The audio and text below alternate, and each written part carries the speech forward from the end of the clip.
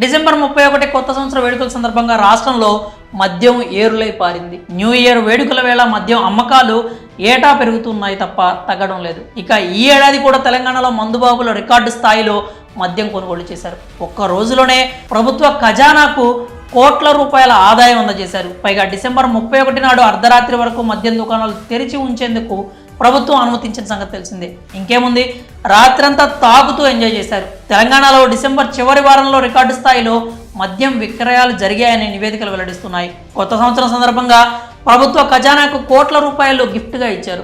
తమ జేబులు గుల్ల చేసుకుని మరీ ప్రభుత్వానికి ఆదాయం పెంచారు. తెలంగాణలో డిసెంబర్ చివరి వారంలో రికార్డు స్థాయిలో మద్యం విక్రయాలు జరిగాయని లెక్కలు చెప్తున్నాయి. తెలంగాణలో న్యూ ఇయర్ సందర్భంగా లిక్కర్ సేల్స్ జోరుగా సాగాయి.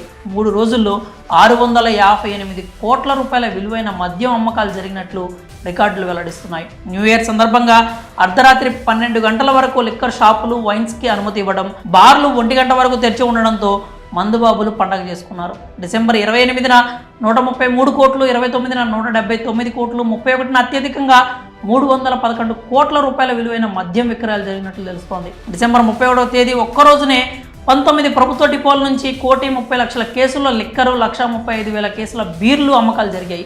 ఇక రాత్రి 8 గంటల నుంచే డ్రంక్ అండ్ డ్రైవ్ టెస్టులు నిర్వహించగా హైదరాబాద్, సైబరాబాద్ పోలీస్ స్టేషన్ పరిధిలో భారీగా డ్రంక్ అండ్ డ్రైవ్ కేసులు నమోదైనట్లు ట్రాఫిక్ పోలీసులు తెలిపారు. మొత్తం 3 రోజులుగా 1241 కేసులు నమోదు చేశామని, అత్యధికంగా మియాపూర్లో 253 కేసులు నమోదైనట్లు సైబరాబాద్ అధికారులు వెల్లడించారు. మరి